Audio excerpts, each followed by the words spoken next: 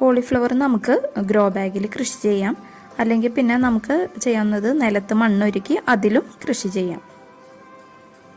Grow bag നിറയ്ക്കുമ്പോൾ കരിയിലകളൊക്കെ ഉണ്ടെങ്കിൽ അത് ചേർത്ത് കൊടുക്കാം.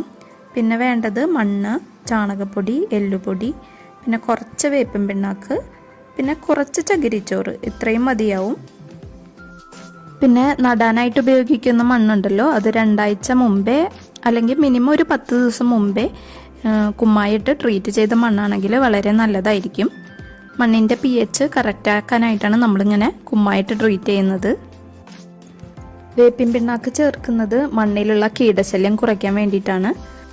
പിന്നെ ചകിരിച്ചോറ് ചേർക്കുന്നത് മണ്ണിൽ എപ്പോഴും ഒരു ഈർപ്പം നിലനിർത്താനായിട്ട് സഹായിക്കും. ഗ്രോ ബാഗിലെ മണ്ണ് ഒരുപാട് ഡ്രൈ ആവാൻ അനുവദിക്കരുത്. കാരണം കോളിഫ്ലവറിന് മണ്ണിൽ എപ്പോഴും ഒരു ചെറിയൊരു ഈർപ്പം വേണം. പക്ഷേ മണ്ണിൽ വെള്ളം കെട്ടി നിൽക്കാൻ പാടില്ല.